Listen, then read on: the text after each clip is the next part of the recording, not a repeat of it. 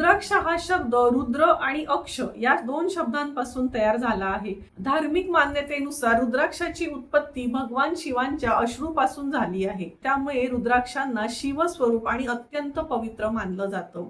रुद्राक्षांवर दिसणाऱ्या नैसर्गिक रेषांना मुख असे म्हणतात आणि एकमुखीपासून अनेकमुखी रुद्राक्षांचे वेगवेगळे धार्मिक महत्त्व सांगितलं जातं. आता प्रश्न असा आहे की रुद्राक्ष धारण कसा करायचा.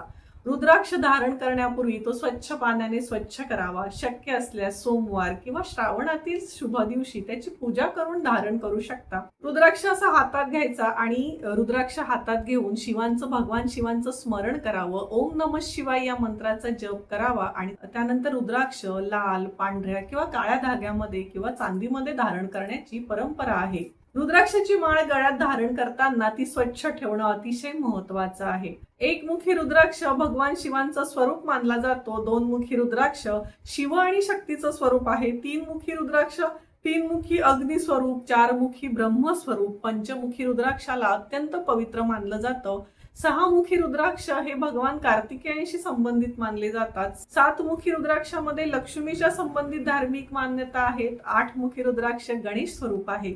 नवमुखी देवी शक्ती भैरव स्वरूप मानला जातो. 10मुखी विष्णू स्वरूप, 11मुखी रुद्र स्वरूप आणि 12मुखी सूर्याशी संबंधित मानला जातो. पण एक गोष्ट इथे लक्षात घ्या, कोणीतरी सांगितलं म्हणून एखादा महागडा किंवा दुर्मिळ रुद्राक्ष घ्यायची गरज नाही. रुद्राक्षाचं धार्मिक महत्व मानणं वेगळं आणि तो आरोग्य, पैसा किंवा प्रत्येक समस्येवर हमखास उपाय आहे हे असं मानणं हे वेगळं आहे. डोळ्यात श्रद्धा ठेवा, अंधश्रद्धा ठेवू नका. आणि रुद्राक्ष धारण करताना अजून एक महत्वाची गोष्ट म्हणजे आपण आंघोळ करताना रुद्राक्ष एखाद्या चांगल्या दैवी ठिकाणी ठेवू शकतो. आंघोळ करताना रुद्राक्ष काढायचा की नाही याबाबत वेगवेगळ्या परंपरा आहेत. पण साबण किंवा केमिकल्स लागणार असतील तर रुद्राक्ष काढून एका योग्य ठिकाणी ठेवणं हे अतिशय योग्य आहे.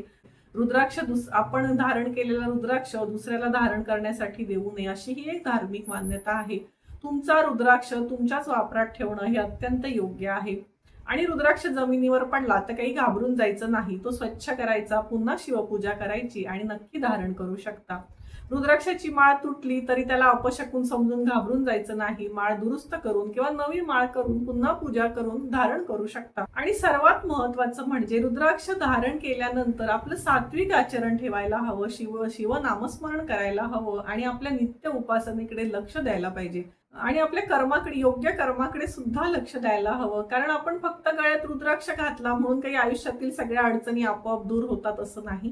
रुद्राक्ष हा आपल्या शिवभक्तीची आणि महादेवाच्या स्मरणाची खूण आहे. त्यामुळे श्रावणात जर आपण रुद्राक्ष धारण करणार असाल तर श्रद्धेने धारण करा.